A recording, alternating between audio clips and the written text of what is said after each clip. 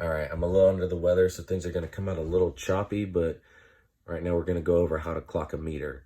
Clocking a meter is a good way to find out how many BTU per hour the furnace is actually putting out, so you can see if there's any adjustments that need to be made.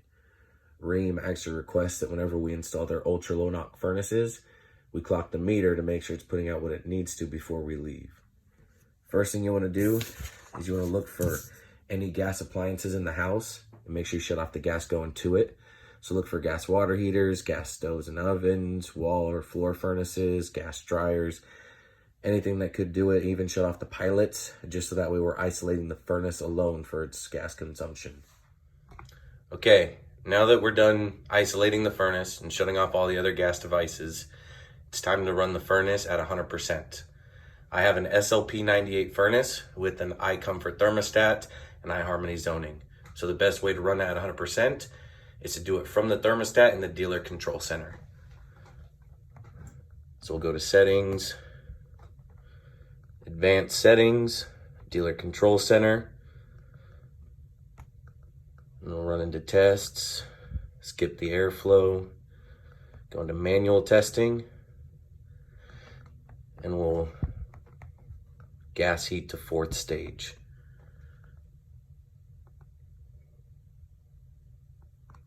Those of you that are familiar with the SLP98, it has a pneumatic gas valve. The pneumatic gas valve means that it'll fluctuate the gas pressure based on the inducer pull. That being said, I'll make sure I run the furnace for at least 5 to 10 minutes to make sure it's running at consistent heat at 100% before I clock the meter. So the furnace has now been running for about 10 minutes. And we could scroll down here and make sure heating rate is still at 100%. Now it's time to go out and clock the meter. Once at your meter, the first thing you want to do is note down what dial you're going to be using. This meter has 2 dials, one that reads half feet per rotation, and then the one on the right here that reads 2 feet per rotation. Right now I'm going to be using the one that reads 2 feet per rotation, and to get a more accurate number, I'm actually going to time 3 rotations and then divide that by 3. So that way I find the average time it takes per rotation.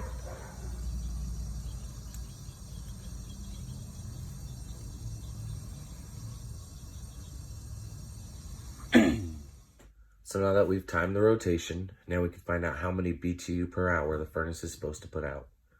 A couple things I like to keep for reference up top. We're using the 2 feet rotation dial. 1 cubic foot of natural gas is approximately 1,000 BTU.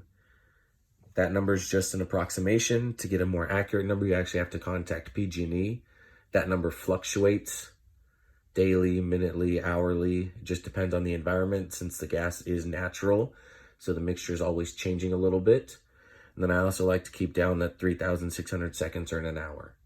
Since I timed 3 rotations, I have to reduce that down. So it took 5 minutes and 18 seconds for the dial to rotate 3 times.